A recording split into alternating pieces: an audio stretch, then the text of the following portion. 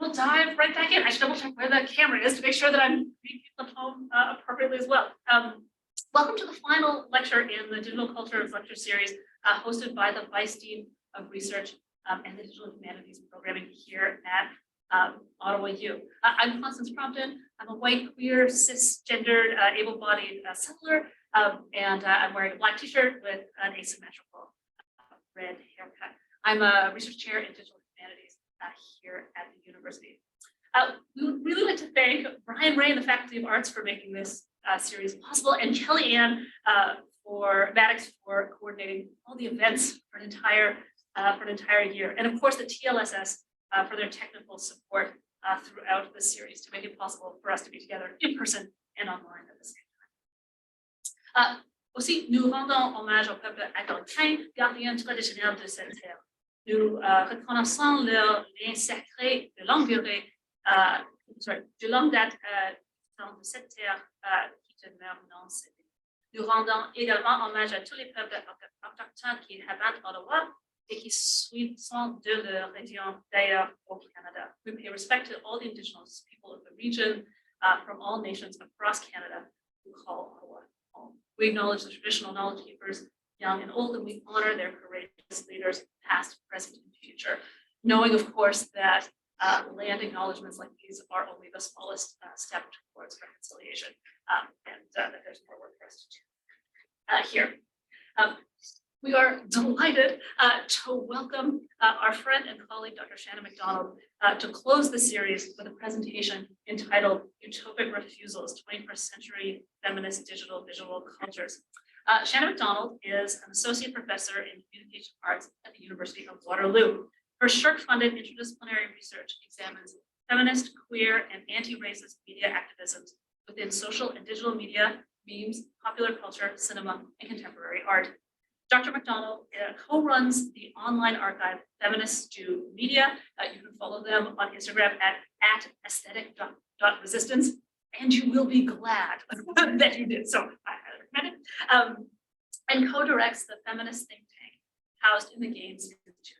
She is published in Feminist Media Studies, Camera Obscura, MAI, Feminist Visual Culture, forthcoming, and is the leading co-editor of Networked Feminisms, Assemblies and Digital Practices, and co-editors of Stories of Feminist Protest and Resistance, Digital Performance Assemblies.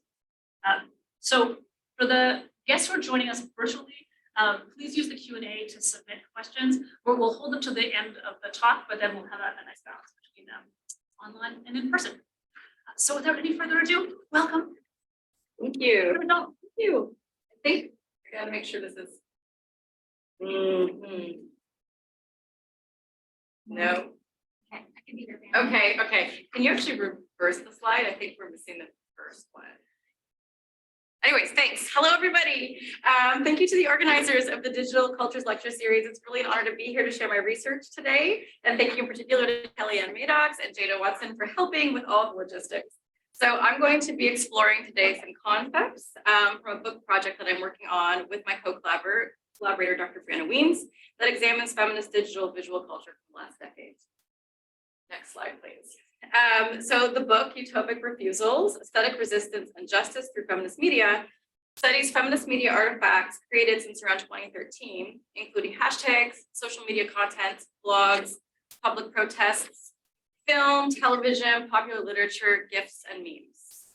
Together, these make up what we're seeing as the interrelated gestures, ideas, artifacts, images, and discourses of feminist culture in the last decade that articulate a refusal against misogynist systems of constraint and a hope towards different outcomes than the ones we have in the present, or as we call them, utopic refusals.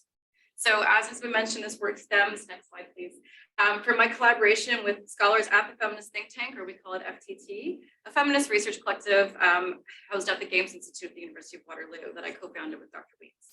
So we have developed and continue to develop humanities-centered methods for analyzing digital culture by attending to the relationship specifically between practices, texts, and cultural phenomena and events.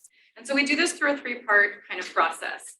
We make activist media on aesthetic resistance at Instagram. We document and archive feminist digital content. And we engage in research and activist communities, both online and off. So there's a public-facing component alongside of making and research. Next slide, please. Today, I want to look in depth at some of the feminist practices that we have archived and analyzed in the last 5 years in particular, to illustrate our central claim that feminist organizing of the last decade is best characterized as a networked series of utopic refusals. So these shared points of refusal in the artifacts are directed at forms of misogyny that are still prominent across all facets of popular culture, including production, representation, circulation, and are united by a feminist ethos. Next slide, please. Here I draw on Amina Srinivasan's definition of feminism as, in quotes, a political movement to transform the world beyond recognition, end quote. Feminism, and more specifically the intersectional feminism that I'm interested in, asks what it would look like for those marginalized by misogyny and other interrelated oppressions to be freed from the multiple and duplicitous ways in which they experience subordination. Srinivasan's answer is, we do not know, but let us try and see. Next slide, please. So intersectional feminism's attention to interrelated structures of power and their interest in shared actions for political and structural change importantly distinguish it from more popular brands of feminism that favor consumption, individualistic girl power, and boss babe ethos. So the distinction here is actually really important. It's between the I and the collective we, and it's a significant part, I think, of the shifts that I see occurring within feminism in the last decade. Next slide, please. We are, I would argue, at the end of an era of feminist activism that began around 2012, and it's most commonly characterized as the fourth wave of feminism. This movement is best known for its intersectional understandings of social justice that connect struggles for gender equity to equally vital anti-racist, decolonial, queer, trans, ecological, and disability justice movements. Next slide, please. It's also known for its use of digital platforms to help share messaging, develop community, and foster various forms of resistance, both online and offline. 2 decades into the 21st century, and almost as long within the digital context of Web 2.0 and now Web 3.0, 4.0, we're deeply entwined with our technologies as sites of communicative agents. They shape our worlds, they deliver our information and our entertainment, and they aid in our expression of our identities, our politics, and ourselves. Within this fourth wave, within this context, fourth wave feminism has emerged as a significant activist force. And I think it's key to note that this is fueled in particular by Black feminism and women of color who have created all of the key hashtags and practices that we now know and discuss as hashtag activism, including hashtag MeToo, hashtag Black Lives Matter, and hashtag I don't know more. Next slide, please. So what specifically do I mean by the terms utopic and refusal? Here is a definition on the board that Dr. Weens has kind of written and produced that I think is really useful, but I'm going to kind of get into the weeds a little bit.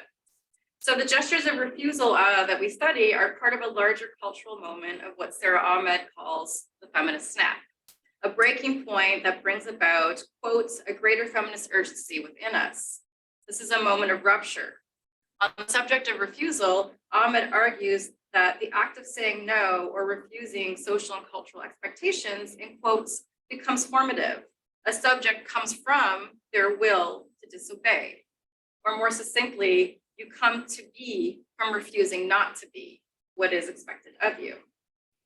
And I'm quoting from a piece that Ahmed wrote in 2017.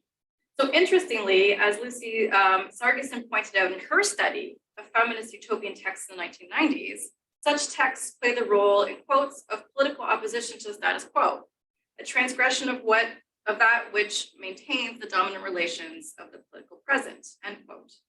Next slide.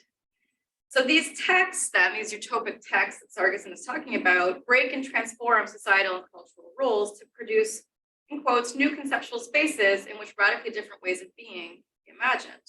So I think this can equally be said of feminist texts in the 21st century. But key here is the insight that we cannot separate out the rupture of refusal from its utopic gestures towards something better. They're connected. They act in concert with each other. They rely on each other to complete the intended action, in this case of gender equity. So the last decade has seen a long list of feminist snaps, from Slut Walk to the Women's March on Washington to protest the election of Donald Trump, to MeToo, Time's Up, and protests against the repeal of Roe v. Wade, just to name a few.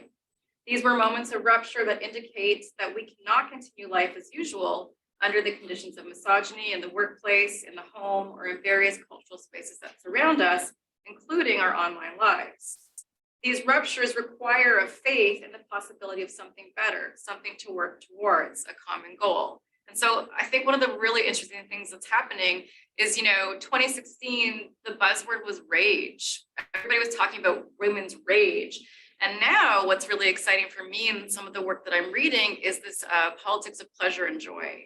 So moving from rage to joy, because we cannot sustain that level of despair, as we go forward as activists. So we can talk about that in the Q&A perhaps. Next slide, please. So there are now a multiplicity of different feminisms being articulated, but there are common goals even with insights of difference. And this is what gives me hope as a scholar of feminism. This move towards community and solidarity, even if it is provisional or tenuous. And I think that's really, really sort of key. Taken together, these utopic refusals recall what Jill Dolan named in 2005 the utopian performative, an element of creative expression, and she was writing about theater, that provide audiences, in quotes, with a place to scrutinize public meanings, but also to embody, and even if through fantasy, the effective possibility of doing things that gesture towards a better future, end quote. In short, the utopian performatives of feminist media, I would argue, offer a gesture of world making. What we desire or seek in cultural media artifacts then are, as Dolan notes, moments of transformation, which allow us to reconsider and change the world outside. Similarly, Josiane Jouet argues that digital activism online is performative. So I think this is an important thing for us to consider.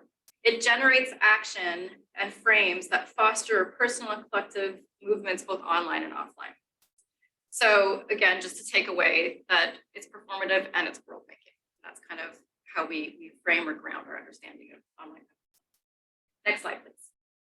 So one only has to think of the rhetorical force of the term MeToo, first used by Tarana Burke in 2006 to foster solidarity among girls and women of color at her co-founded nonprofit, Just Be Inc. Informed by her own experience of assault, MeToo arose from Burke's desire to connect with assault survivors after hearing their repeated reports of sexual violence by simply saying Me Too. When the phrase emerged as a viral hashtag on Twitter 11 years later, it gave survivors of gender-based sexual violence, harassment, and assault a way to name their experience and find community through shared experiences.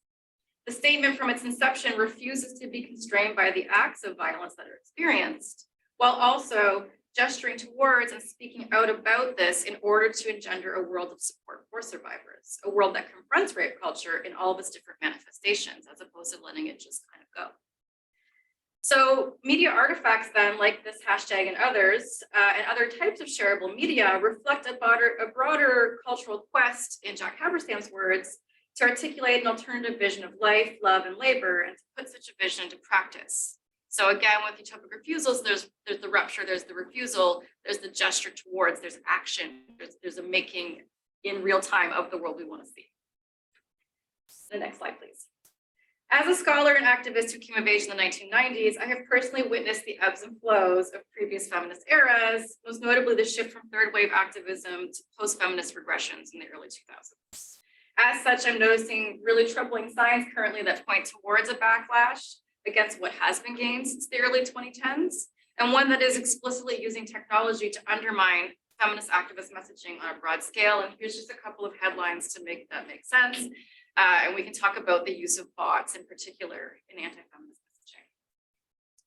What now needs to be assessed as we move into a moment of reflection and possible regrouping is what has shifted permanently within our cultural understanding of gender equity in the wake of the last decade.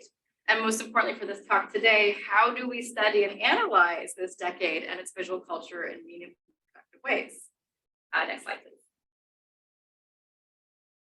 I may have missed a slide too. Oh yeah, and another one, sorry. This is a meme I made.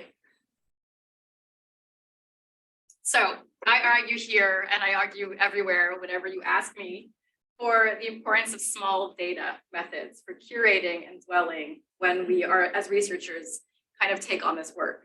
So what this looks like is researchers collecting and sitting with digital content in order to produce close readings of the texts from an embedded and engaged perspective. So at FTT, we have found this is useful to trace the ebbs and flows of meaning that circulate in our very complex digital networked constellations that we exist within as researchers and as users. So our small data method includes my research team, usually between 4 and 7 RAs, undergrad and graduate, myself and Dr. Weens. We collect digital ephemera daily. We code it continuously, and then we discuss it weekly and monthly in order to develop frameworks for closer analysis that we then do either in groups or individually. Next slide. We use Tropy to hold our collection together. We have a feminist meme archive of approximately 4,000 images that we are preparing as an open collection for Internet Archive, so stay tuned for that. Next slide, please. We also work closely with digital archivist Nick Rouet from York University, who has created a series of juxtas of visual images tied to tweets using certain hashtags, including MeToo, the Women's March, and Roe v. Wade. These are amazing, and I'm happy to talk about this more in the Q&A. This is the 2 million plus images tied to tweets from the entirety of MeToo in that time frame.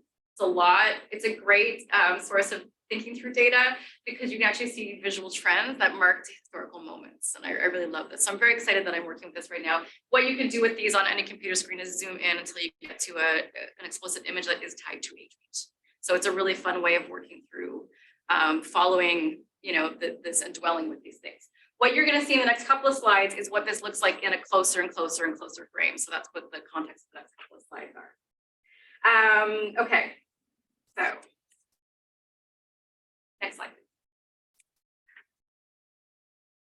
These small data sets offer an alternative to big data, which, while useful in some key contexts, cannot always get at the specific nuances of network social movements and their cultural impact on flows of information. And for non-computer science skilled researchers like myself, it's often a really great barrier to use computational methods for collecting and analyzing, especially with visually oriented data. It's not an easy task. And so the juxtas for me are a key workaround for this. Next slide, please. Finally, in all of this, we must recognize the limits of social media algorithms and the data that we can access on social media platforms beyond Twitter, and Twitter becoming an incredibly unstable site itself for research. These leave large gaps in what we can and cannot do. So instead of fighting this or finding text-specific ways around this, we use this reality as part of our structure of our research, and then how that determines how we ask questions and how we answer them. So I want to give you an example then of what I'm talking about. Next slide. Okay, so this is, we're going to talk about this image macro meme. By image macro, I mean an image with text added onto it. It's the most popular form of memes that we see on the internet. By internet meme, I mean any kind of remixed content that is circulated across a wide variety of platforms that gains popularity over time. So in a way, memes, and I'm writing a different book on this, and I feel very strongly about this, memes are a quintessential piece of data from our current cultural moments. So this meme is a remixed image of a 19th century painting. The meme artist superimposed snake hair onto Franz Xavier Winterhalter's portrait of the Viscountess Claire Emile MacDonald from 1852. The remixed image was posted in November 2018 on the Macabre Art Facebook page with the inscription Medusa and the artist's name, Robin Islay. It was also posted on Islay's Tumblr in 2019. It was subsequently posted in further remixed forms with the addition of the text, "Felt cute, might turn unworthy men into stone later," I don't know, on the Nordic Sisterhood Facebook page in fall of 2022. I found it circulating when I was doing a search for witches of Insta meme content on Instagram. And it was posted on @DearWitchyPoo's account on February of 2022 and pinned to the top of their profile. It was also posted in similar accounts such as @PrudentGoodWitch, @PrudenceGoodWitch in December as a Monday motivation post. Next slide. So what I'm trying to show here is that circulating in specific places online is this image that's tied to subcultures that show interest in the macabre, sisterhood groups, and witch-themed meme accounts. It's very much in line with other content posted on these accounts, and so I've got some examples here of other Medusa imaginings in the current moment. Next slide.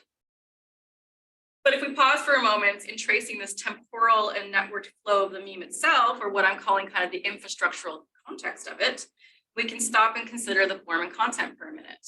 This is the memification of a Greek myth, one predicated on the story of a woman who was turned into a monster and condemned to turn people to stone by Athena after her sexual assault by Poseidon in Athena's sacred temple. Medusa is banished and isolated on an island and then vanquished by Perseus with her own purse. So she's turned here into a flippant girl, looking both out at the viewer and perhaps at herself in a mirror reflection, kind of mimicking old world selfie with the use of vintage frames. So the old and new forms of women's image and vanity get collapsed. It uses internet slang to update the theme and content of this notion of the marquise.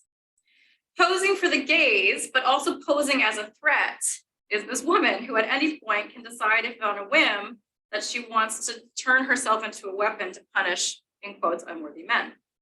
The appeal here is a rescripting of a tragic narrative in a cultural moment where perhaps more than at any other time, women feel a bit more agency over the threat of sexual assault because of the way that MeToo has opened up the discourse. It's probably been not a coincidence that this has been circulating in a post-MeToo context within feminist spaces online. It represents, quite interestingly to me, one of many reimaginings of women's negotiation with the threat of sexual violence in feminist visual culture over the last 5 to 10 years. So what I'm trying to do with this quick kind of example is show this humanities-based approach to social media, where we make these conceptual moves to connect networked social movements and communications to both their larger infrastructural and cultural contexts, but also their kind of textual and paratextual lives. So here, did I miss a slide? No, we're good. Here, the text is the artifact and its content. The context is both its technological kind of embeddedness in platforms and how it moves, but also the socio-cultural spaces it kind of activates and circulates within. The paratext, which I'll talk about later in my talk, is the discursive responses and remixes to any digital artifact by audiences and users. So in this method that we've developed, we draw on Tara Connolly's argument that such artifacts and technologies like platforms and memes are never neutral, but rather do things in the world. And so we take seriously Connolly's imperative to look at the interrelationship between digital discourse, embodied practices that circulate it, and the ideologies that it contains. Next slide, please. In this way, how we understand things is that as complex sociocultural performatives, feminist digital content iteratively circulates and reorganizes forms of cultural knowledge into dynamic flows of discursive resistance and feminist refusal. So I want to offer in the second half of the talk some quick case studies that are tied specifically to the MeToo movement in order to demonstrate these claims. In the larger book that I'm drawing on, Dr. Weens and I look at how gestures of utopic refusal in feminist visual culture reveal a phenomena of what we're calling figural kinships.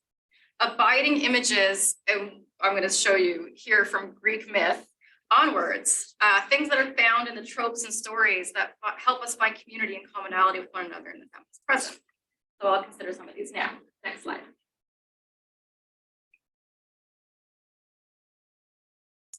A girl turns into a lake. She is secretly pleased. Every 4 hours, the Twitter bot, @magical realism bot, generates a limited character text story for followers.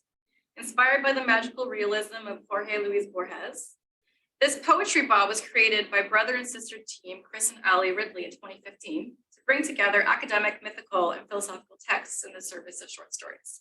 On October 28th, 2018, the bot tweeted, "A girl turns into a lake, she is secretly pleased." 2,000 likes, 60 quote tweets, and almost 700 retweets later, we can trace the impact of this story through the amount of attention received, especially in comparison to the bot's other tweets at this time, which were not getting the same kind of traffic. It's now actually a very popular bot, but it wasn't necessarily back then. Next slide, please. In her New Yorker article, How a Woman Becomes a Lake from 2018, Gia Tolentino uses the tweet as an entry point to think through various social disconnects, including sexism. For Tolentino, the tweet offers readers a chance to feel cool and still, like a lake, when, as Tolentino notes, feminists might feel like anything but. Tolentino quickly associates the narrative of a girl transforming into water with Ovid's metamorphosis, and more specifically, the story of the nymph Arethusa and her transformation into a spring as she tries to outrun her rapist, Alpheus. Rather than give up the chase, Alpheus turns himself into a river to continue the pursuit. This tweet and its story offered a grounding touchstone for Tolentino's musing on rape culture. 1 year after the viral uptake of MeToo, and 2 months after Dr. Christine Blasey Ford's sexual assault testimony against Supreme Court nominee Brett Kavanaugh, all while pointing all the way back to ancient Greece. So it's also crucial to think here from a techno platform perspective that this tweet is generated not by a person, but by an algorithm. On a social media platform, Twitter, which increasingly will not contain the rising swell of vitriol and mediated misogyny that abound on it. And yet the resistance remains there, even when it doesn't want it to. The responses to @magicalrealismbot's tweet echoed Tolentino's position in various ways. Many users responded affirmatively to the narrative outcome. One user writes that the lake is very pleased, with others tweeting wistfully, if only this were possible, and I think this awakened something inside of me, reflecting the desires of many to transform themselves into something other than human to escape the pressures of the moment. Other users quickly pointed to how much the story sounded like the myth of Arethusa, written about by Tolentino, and other transformational mythic stories like that of Daphne turning into a laurel tree to outrun Apollo's unrelenting and unrequited sexual pursuit. Next slide, please. Here, the text and the context of the tweets, alongside its paratextual afterlife, illustrates the digital culture flow that I'm trying to point to. It's not a media event in itself, it's not viral, but the tweet points to the relationship that exists between public discourse, myth, social inequity, technology, and forms of feminist resistance. The figural kinship or legacies, once again, of these women figures from Greek myth remain a point of reflection or reimagining in the current moment.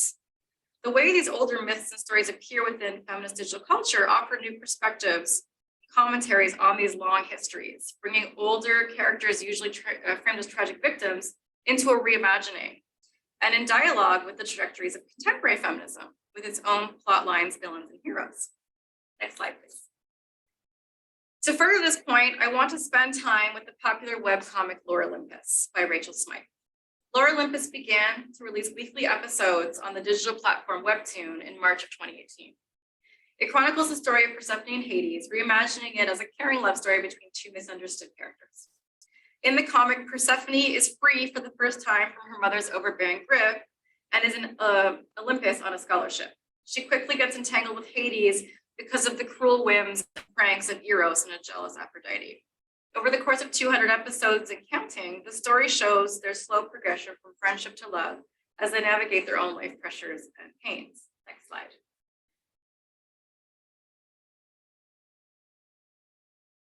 It is to date the most popular webcomic on Webtoon, with 1.2 billion views and 6.3 million subscribers. The first 100 episodes have been published in hardback as 4 separate volumes that you can buy. The first volume was released in 2021, and it includes the episode that I will discuss today.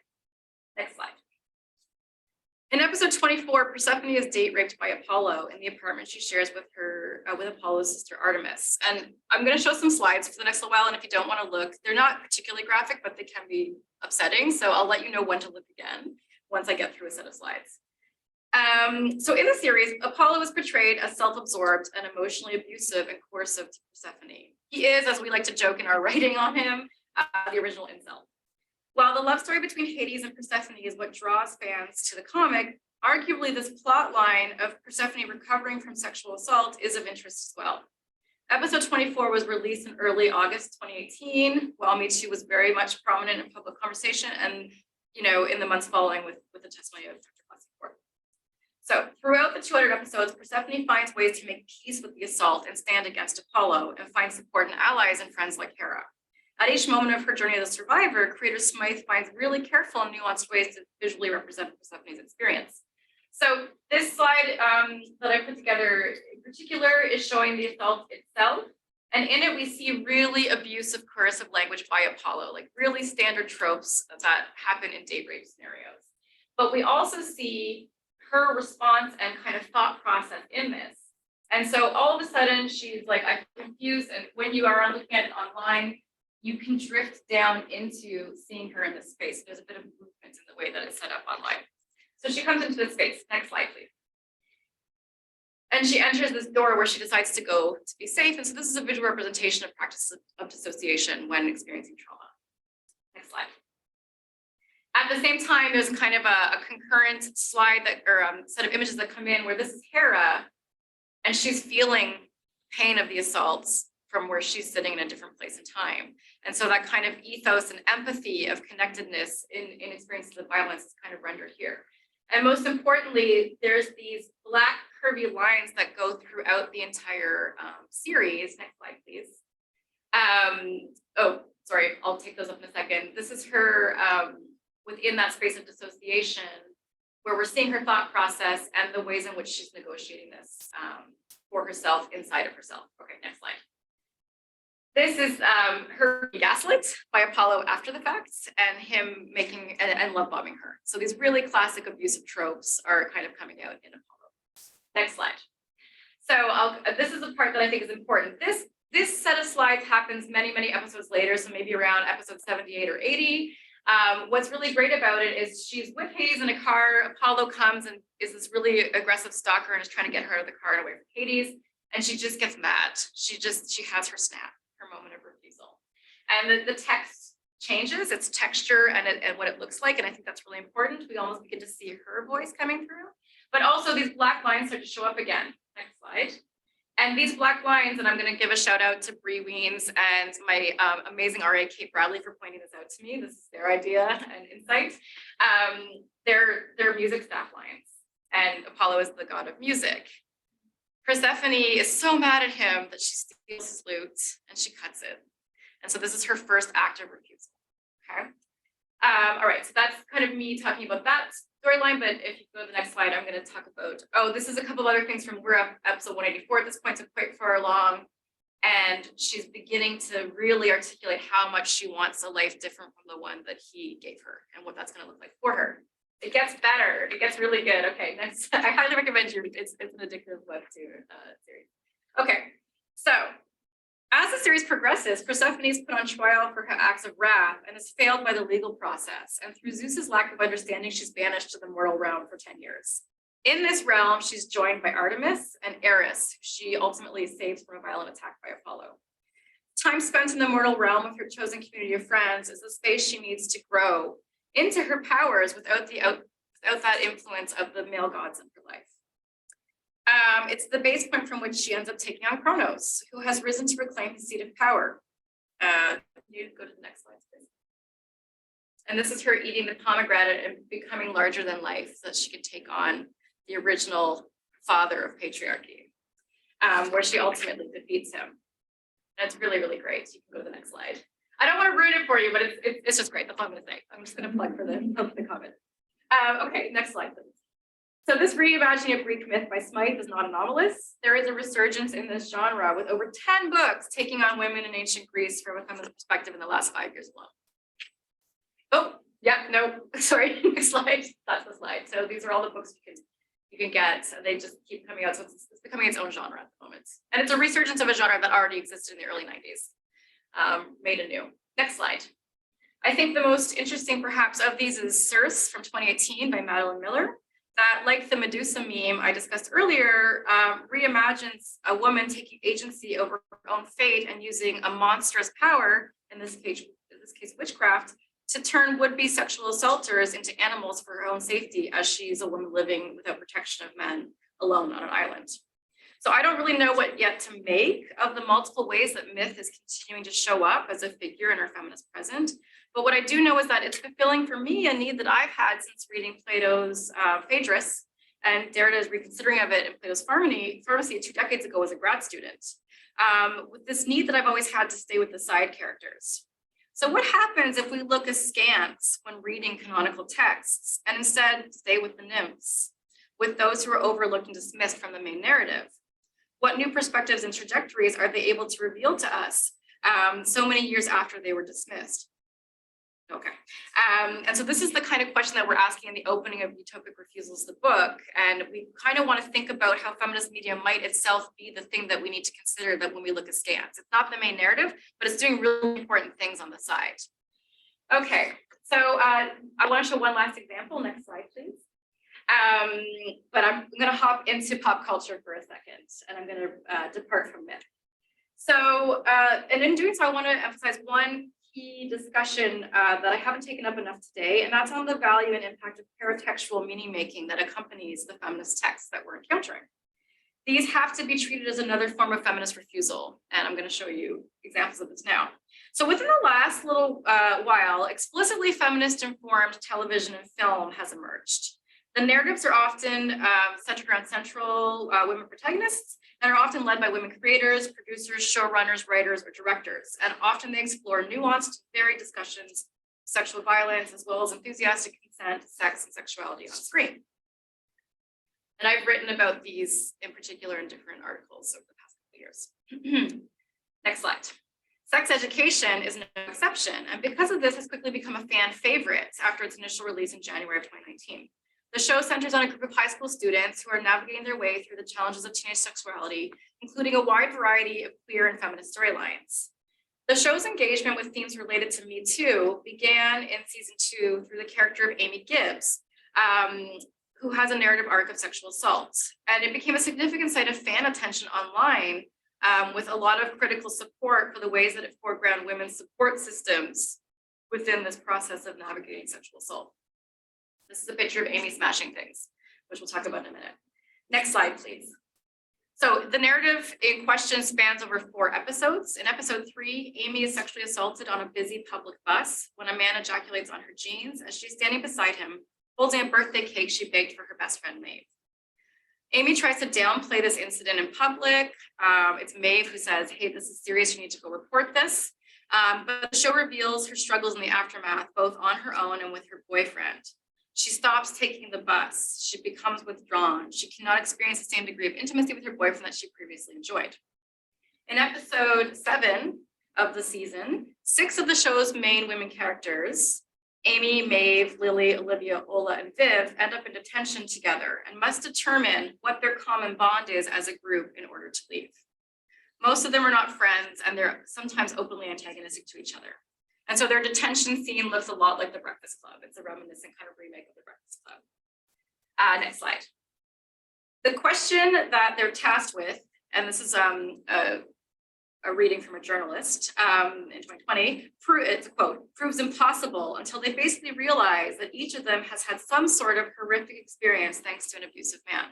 So that's what they discover is what they have in common.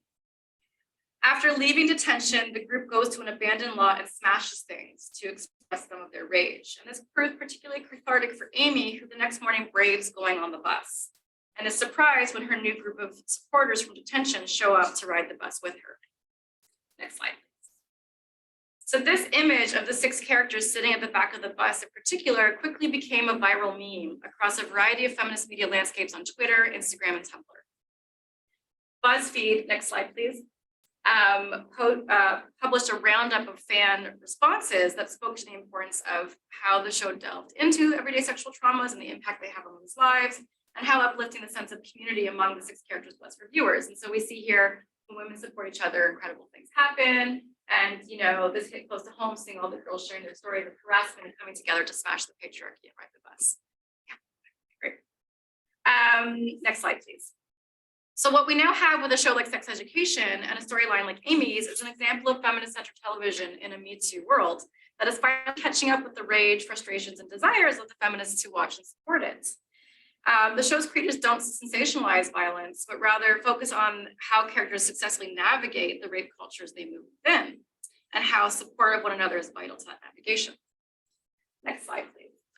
So I want to share a quote then from Abby Olheiser, writing for the Washington Post in January 2018, where she notes that MeToo is an old idea, that survivors sharing their stories of harassment and abuse can change society for the better. Next slide, please. Current feminist critiques of rape culture are part of a longer lineage of feminist political and media initiatives that include and predate second wave feminism, going all the way back hundreds of years. So MeToo then, as a networked social movement, recalls and mobilizes memories of lived experience as tactical tools for transformation through the use of digital technologies. So the examples that I've given here offer us a few perspectives on how this happens, and I want to talk a little bit about what they share.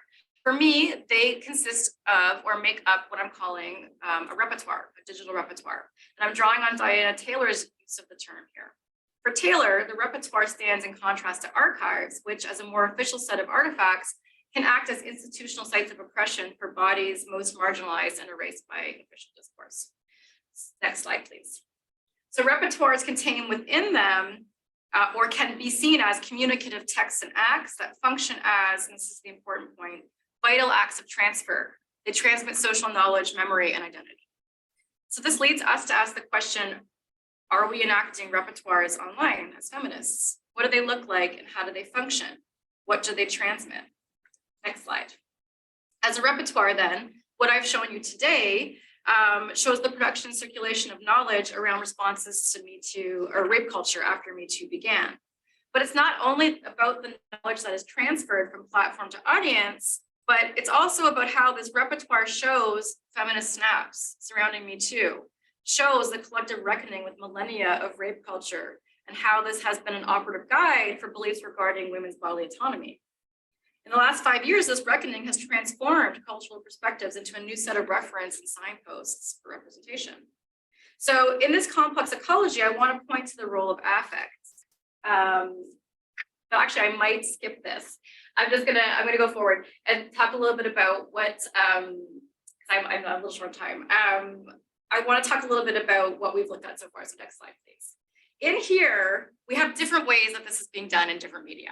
Okay, so when we look at the tweets and the meme, we're looking at a refusal of sexism via humor and whimsy in order to quickly gather like-minded feminists together into a collective experience that is immediate and resonant, but it's short-lived. This is what we're calling in the book the siren call of feminist media. And yet in these memes, we see this resonant feminist knowledge that both informs and transforms our understandings of who we are as a collective in our relationship to misogyny. Next slide, please. Relatedly, in a more, next slide after this. We can talk about memes later.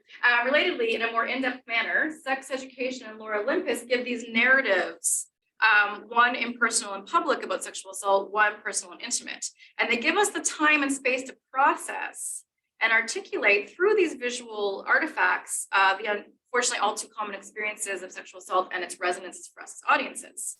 This representation of text provide communities with words and images to work with and through.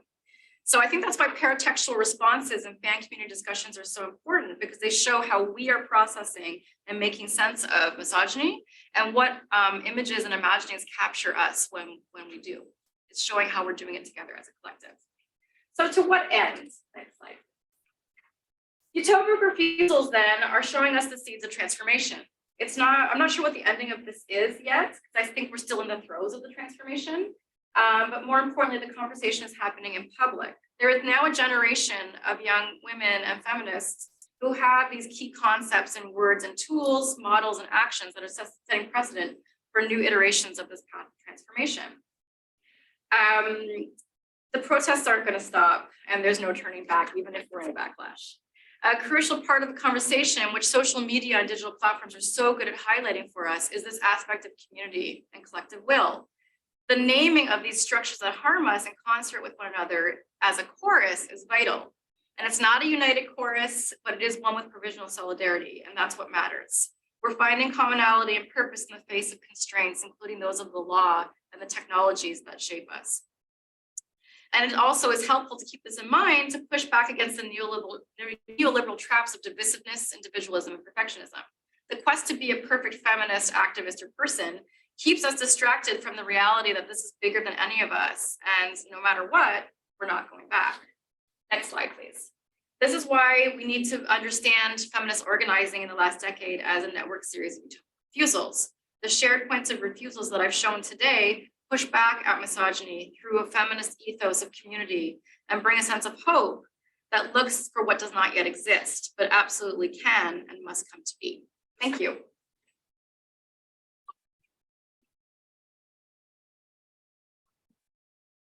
No, there's that. I just forgot to tell you slides. This one's fun. I'm going to outsmart the patriarchy, my friends. Well, thank you so much. I'm going to be moderating the question period now. So for those of you who are with us online, feel free to enter your questions in the Q&A. So for questions. Honey. Oh, in that classic, like, long-winded way. I have a comment and a question. Hopefully that's my audio is good for folks at home. One of it, I just love the way that broad group solidarity here together in a way that, like, you know, that little meme that is like, I just hate it when women you know, and then she eats it. That like, so often, I think like one of the things that people share together is their experience of sex. There's so much diversity, and there's a desire to like collapse that diversity or to like use people's bodies to like separate us in solidarity from like trans men and women, that kind of thing. And then like saying like, this experience, this common experience of sexism is actually the thing that defines a truly diverse together. Like, lovely. I am maybe having like a brain light bulb moment, or like one of the things that I was wondering if you would riff on, just a little like outside of the context of the talk, is this like return to witchiness. I've been like I don't know, trying to like look obliquely like what is the return to witchiness, you know, doing in the culture? And like sometimes it looks like crystals that become part of a QAnon pipeline, some alt-right, but then also like this very like useful reclaiming of history. Like I don't know. It's all the things. It's all the things. No, I can rip on that because we write on this a lot. We have an article on witch memes. I mean, if anybody needs references, email me. I'll send you everything. But yeah, we've been thinking a lot about what's up with witch stuff, witch talk, witches of Insta, like witch. Yes, we're having a moment. And so I think there's a lot of, like, you've already said it all. It's all there together, which is complex and difficult because on some level, the figure of the witch is a figural kinship that we can trace over millennia and has provided an opportunity to think through power in the form of women that is outsized, excessive, monstrous, dangerous, sexualized, etc. So it has all those cultural projections thrown onto it, but also becomes this place of reclaiming this notion of power that exists somehow outside of a heteronormative patriarchy. The protection of men, which is like cannot be guaranteed to anybody. So I think there's an appeal in the notion of this, like these are conceptual notions that are appealing to us, the existing outside, and then honing your power in that space, right? And so, you know, when we started doing this research for the book, we just kept being like, there's some wild figures that just keep showing up, witches, Circe, Persephone, the Furies, sirens. And it's not just that they've been around forever in story, largely written by Homer and Ovid and then taken up elsewhere, but now maybe in the last 50 years or so, maybe a little bit longer, seeing them be reclaimed, but now we're seeing them in memes. Like, why are they in memes? So I think that there is something really important there about that the figures become these touchstones that we project all of our needs onto, but then because we're in this social network world, they become these badges. You can buy the sticker, but you can also just post the meme to your friends, right? And be like, look at all of us. We love this together. And this is our shared joy, right? And so that's, I think, fascinating to me, how they can exist in multiple places at once. But then it obviously gets capitalized by, you know, like platform capitalism. And now we have crystals to QAnon pipeline, which is incredibly real. And so this is the problem with any feminists or any movements, any social justice movement, but I would say feminism in particular, because of the legacies of post-feminism from the early 2000s, where feminism gets utterly collapsed into capitalism, is that everything can be commodified in a second. And that's fine. Buy your stickers, buy your buttons, buy your posters, that's great, go for it. But that is not the same as structural change. We can have both, but then as soon as that gets commodified in a way that then goes into conspiracy theories, misinformation, and whatever else is happening in that wellness pipeline tied to like a kind of really pernicious white feminism, got a problem. So it's both and, because the internet is wild. Yeah. Follow up, I think, but I'm just trying to put together the question. So the thing about intersectional approaches that's so interesting is that you can, you know, ultimately the horizon you're working towards is that idea of shared joy and solidarity and the ability to move the needle, like, based on that position. But something like, and so sexual experiences of sexual assault can, and then the solidarity to like create refusal can create that, but also sexual assault is extremely culturally specific, right? The experience of sexual assault is very culturally specific. And so it's one of those things that kind of solidarity is always in advance. Mm-hmm. And so I guess what I'm asking in relationship to the meme culture is, and the mythic kind of the return to the myth. So the myth is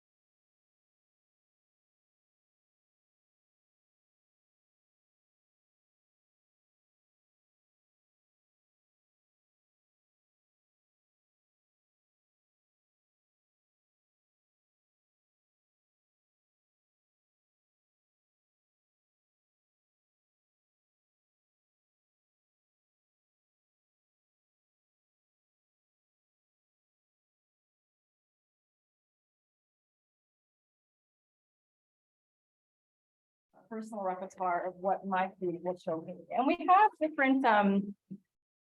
have different accounts that we use for research, and we have a diverse research team. So we are pulling together what our own little subcultures or what the algorithms pin us as, but it's limited.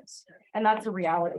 And so I think that there's a lot of people doing really, really good work on this that I also am like trying to be in concert with, but not step over. So I think that like the look of feeling horizontally is really, really vital for thinking about Black feminist Twitter and digital subcultures, right? So there's that. But I think that in the book itself, we definitely take up ways in which these myths are taken up in non-white. Recording in progress. Okay. Yeah, I'm echoing. But yeah, I take your point really well, and it's something that we think a lot about. And so like one of the figural kinships that I haven't talked about is Tracy Dion's book, Legendborn, which is one of my favorite YA books. And it's rethinking their theory and legend through a young Black college student. And I will not spoil it for anybody, but it's great. But it also is a really great way of thinking through showing to a larger audience of readers young Black women's experience of college campuses, but also the legacies of slavery and sexual assault. And so that all becomes part of this figural kinship. And it's a whole other lineage of figural kinships in witchcraft and witch culture. So yes, absolutely, that's part of it, and it's not here today. And I was thinking of bringing that example in actually, and I realized that there's a bit of a limitation in the examples I brought in. Yeah, and the reason I asked the question is because I could tell that there was being thinking around that, like in the way that you're presenting this, and I was curious to hear you talk about it. No, it's great. I know Bree's listening somewhere at home, so we will definitely take that in how we are shaping and what maybe we bring forward first in the presentation and the chapters. Yeah, it's great meetings. Yeah, I think mine is more of a comment as well. First, thank you. This was wonderful. And I'm thinking back at the first couple of things you said on how, you know, this struggle against all these different types of oppression is draining, and sometimes it's good to go back and to see, you know, there's some good stuff, you know, and it's all over the place. And I think it's more of a comment. In my research, I read a lot about empowerment and how it's been bad for feminism because it's taken away all of this collective work that's been done. But I really appreciated seeing that because I'm wondering if sometimes there's like co-opting of the discourse, and then you can't trim out and see all this. It's like, okay, there is a balance between the two. There is empowerment, there is collective activity, there's a bunch of things happening. I'm a different generation, so there's things I'm not seeing that are happening. And I feel like there's a lot of reclaiming of spaces and discourses as well, like the witches and history. Like, you know, I just finished reading The Woman of Troy, and, you know, reclaiming history and reclaiming, you know, social media spaces and reclaiming certain behaviors and ways of being. Reclaimed, you know, women can be angry. They're not mad, they're angry. And reclaiming that anger that we have And now it's like reclaiming, kind of like, you know what, we can be angry and happy and have fun. And we can, you know, comedy is a thing that women also have and can do. So there's all these different spaces that are just being reclaimed little by little. And I think it's just beautiful. And thank you. Yeah, and I think that that's kind of, maybe obviously this was occurring in other generations. So like 2 comments there or responses. One, like activist media has always been reclaiming, the reappropriating, the twisting and turning. And that's in my other book that I write on memes. I talk about memes as a medium coming out of a specific kind of trajectory from data moving forward of this kind of messing with the means of production, right? So there's that. And then when you put it in a feminist context, it's like, these are like, I keep talking about the networked kind of aspect of it. It's like the network allows for joy and solidarity, even when we're not paying attention to it or like taking it seriously. Like the silly things we share in our in-groups is the way that we form our identities and bolster ourselves to survive in the world. That can't be underestimated. So we should study those. And we should give them kind of attention, because then they can make us go, okay, there are ways to survive. There are ways through this, even when it feels terribly bleak, right? So yeah, thank you. I appreciate that. Is there like okay, so having lived through several like phases of utopian moments that then everybody gets tired, or it all kind of, you know, we all move away or whatever, like that experience, as you know, as you move on in these spaces, that experience of like the thing dissipating, the utopian space dissipating, becomes real to you like over time, right? And so like, are there a collection of memes where people like communicate that experience of the thing dissipating? Oh, I don't know. Like, I want to show those memes. I'll look for it. Maybe we should make those memes. Yeah.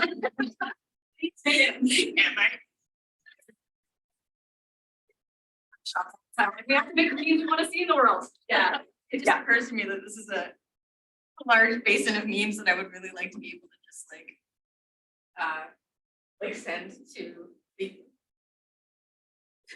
send to the meme literate folks that I am like working with. And that's perfect point, exactly. We're using memes to communicate our cultural moments and our feelings. So yeah, you can just come to a meme making a topic. There's nothing more frustrating than when you're having the conversation and you're looking for the meme or the GIF or whatever, and it doesn't exist, and you don't have the skill to make it. It's future role. Yeah, I think we should do this. We should definitely have a question online from our friend Michael Sinatra. Wonderful talk. How do you think memes are also possible bridges to transcend language boundaries? Thinking about the work of Quebec colleagues like Martin Lebeau, not always known outside. That's a great question. I don't know if I've thought on it enough. I mean, obviously, for me, and I'm talking specifically about image-based memes here. The visuality of it is where largely the affect and that humor and that joy and that resonance get captured. So you can translate that absolutely without language. The thing about the standard image macro meme is that the text itself that gets added or overlaid onto the image is the kind of narrativizing, the scripting, and things that gives it its flavor, right? I just read a piece on Iranian feminist memes, and it's using the exact same templates but in Farsi, and so it clearly is specific to a located space, but it is the meme templates themselves that transcend or go across language, if that makes sense. But it's a great question. I find it's also like intergenerational. Yeah, it's a lot easier to share amongst like young teenagers so that they become aware of little subtleties, and you know, and younger people's use of memes is incredibly different from mine. They have a deeply nihilistic sense of humor. It absolutely cuts generations. Like I can't understand half my memes, and that's fine. They're happy with that. We're all happy. It's fine. Yeah, it's a fascinating phenomenon. Thank you for the talk, and it's really amazing to get introduced to a world that I know relatively. And it's really so interesting to see the kind of collision of different traditions, cultural practices. It's fascinating. and this might be an unfair question, but I'm wondering how you think about your research in relation to what's happening in the United States right now. And I'm thinking about things like abortion, drag queens, transphobia, and there seems to be, I think that what you're talking about is so powerful, but it's happening at a moment in which the forces of the culture wars seem to be stampeding over our societies, basically, because what's happening in the United States is getting broadcast everywhere and is sparking a lot of kind of worrisome thinking, I would say. And so I'm just kind of wondering, as you as a researcher, how do you think about these two worlds that you're living in at the same time? Well, I mean, so one of the problems is that the alt-right's agenda got where it got in these places of political power because of memes. So the alt-right is so good at operationalizing digital culture to shift its agenda into the public eye. And I have a problem with journalism. We're following the trends on Twitter and making that the news because it's trending. Like there's a very, very smart, very easy to access playbook that's been used for probably over a decade. So that thing happening in the cultural world directly is informing what's happening. All of these kind of terrifying right-wing politicians in the US use social media extensively to disseminate what's happening. This terrifying moment. So I don't think we can separate them. And, you know, I'm a scholar of culture and visual culture, so I'm going to have to spend my time there. But I don't think they're disconnected. On the other hand, I think that for those people who are fighting for their lives, the internet poses a place of community and possibility and solace. I'm not saying it's going to help in any way, except for on that day-to-day level of there are people who have my back. And even if they're not in my small town where things are going to hell and I'm not safe, I know that there's something there. It's kind of like what zine culture was for those of us in the 90s when we go into big cities for a minute, just feel like we have people like us in the world, right? So there's connection. So like it takes all kinds in this ecosystem, and some of that is cultural. I would like to see a moment where we have the funding and the concentrated expertise to produce the kinds of sophisticated playbooks of the alt-right from the left, or even just, I really want to see that happen because they won the culture war in 2016 when and you can read Joan Donovan's book on this called Meme Wars, where they used memes to get Donald Trump into the White House. Like, we gotta take it seriously. So, you know, I'm not a scholar of law or policy. I can't weigh on that, but I think this is incredibly troubling and dangerous. And any moment where we see a rise of terrifying right-wing ideology, it's tied to propaganda, it's tied to media, and we can't underestimate the power of that. Yeah. I have a question that builds from this, maybe a little bit, and might not be answerable, but I'm wondering, so everything that you're saying about social media being a place for individuals to build their communities, I can say personally that I felt through the pandemic in the early days when, for my community of country music scholars and journalists and artists who were trying to address the social inequities, the racial inequities, the gender inequities within that sphere, like I think we all found each other, and Twitter became the place where we communed, chatted. And then Elon Musk comes in, and I don't know where they are anymore. They're there, but they're not in my feed. So my community, thanks to Elon Musk, genuinely is completely fragmented. And now we're on text messages because we can't rebuild that space. So I'm wondering, have you started to think about what his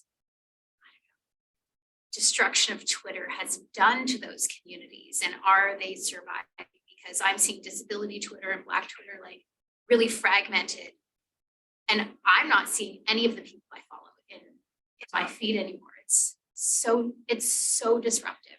Yeah, so it's working exactly as he intended it to. Yeah. He is removing all the communities that were doing good work on the internet and promoting a range of hogwash is a nice way to say it. Yeah, no, it's a disaster. And so I think that this is a problem on so many levels where I do not have an answer. When I'm in classrooms with my students, I just say, please go and make the new app and make it equitable and make the world better. And make it easy to use. Yeah, I know Mastodon is a tricky one. Yeah, so, okay, but then, so yeah, so it's very, very bad on every level, and it's absolutely going to further and accelerate the kind of rise of right-wing extremism that's happening globally. I don't think there's a doubt on that, which is why often I speak a lot about the need for regulation. But in that, let's just think through the history of media. We can always upturn the things. So I don't know what that means in a digital context. I study it. I'm not a maker of like apps, but we need to then also find the ways to begin to have the conversations so that the people who fund these things actually hear us, that you have to have a diverse set of voices and expertise when you make technology. So maybe we need to start there, because it's not really, that's like a slow moving conversation, even though people have been yelling about it for 2 decades, if not longer. So yeah, I think Twitter is really, really bad right now. I'd love it if it just kind of went because I think it's just becoming a fairly well-keyed propaganda space. I think I'm tired because now I'm just like saying whatever's on my mind. There's no filter right now. You can trim that stuff out. Yeah, you might want to maybe look at that. Yeah, but again, it's up to us to find the workarounds, however that's going to look as activists members. And so now you're on texts. You know, fine. We'll keep finding the workarounds. Keep finding it and then sharing it with each other. But then we're losing new community members because we're on text. So it's doing exactly what It's it set dividing out to us. do. Yeah. Because the value of what happened with Twitter pre-Elon was that for the first time, a lot of us got to see, oh, I can say that thing. Yeah. It's okay for me to push back. It's okay. There's other people who feel the same way as me. Right. Like revelation. So it brought things forward so much compared to what you could or could not have said about anything, sexual assault, racism, 25 years ago. Like there was things that were just like, we're not going to be heard or admitted into public conversation in a meaningful way. And now slowly conversations are, it's a bit more possible. Yeah. It's not perfect. It's more possible.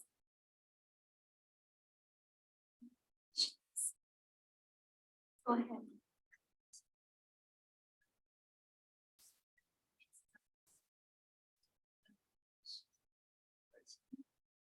But are you looking like also at translation of memes? Like for example, I'm Italian, but in my field I have like English memes. I always look at those, and after a couple of days or weeks events, I find like the same meme like translated into Italian, and of course like you were saying, like in the discussion, they're culturally bound, right? So like it changes a bit, but sometimes it doesn't. So it's also interesting like to look at comments, and sometimes like Italians don't really understand what the memes are about because they're translated too literally, or when they actually like translate them like as they should. I mean, usually using like things that Italians could understand, then they become like a totally different thing. So I don't know, are you looking? It's an awesome question. I'm not, but I think that it's a really great project. And I think it goes back to the earlier question that was asked. So I think there's a whole world out there. And meme studies is a pretty new and emerging field. And I think that would be like a very needed and excellent study. Yeah. I have a question. Sorry, I don't know if I can.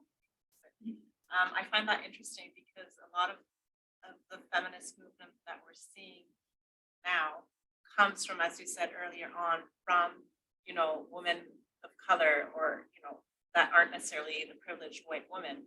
But if this movement has then been co-opted by the privileged white woman, I'm wondering if this also very North American concept of what feminism is will then be transferred through these social media content into like this global kind of same type of feminism everywhere. It would be really interesting to see through. Great. Yeah. Sorry, I wanna go back to like happy place though. Those can be true. You can hold both. Hold both. Like, it's almost like I want like to create like a meme study center where everybody's doing this work together, because, you know, from things that I've been reading recently, I actually think the meme feminism that I was just reading about in Iran is actually operating really differently. I mean, it's a great question. You're all leaving me with like things that I'm now gonna go like grapple with, because I'm like, well, there are feminisms all over the world and they are not beholden to a North American white feminism at this moment. And they never have, right? They're just maybe not getting the exposure in North America that they need to serve. Yeah.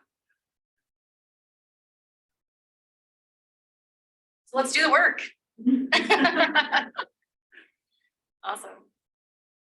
Thanks. Thank you so much, Shannon. I have so many thoughts, but I know we'll talk later on. Thank you everyone for joining us online. We said we have some folks who stuck around through our outage on the main computer. Thank you to Mike for supporting us all year for the last 3 years since the start of everything burning happened.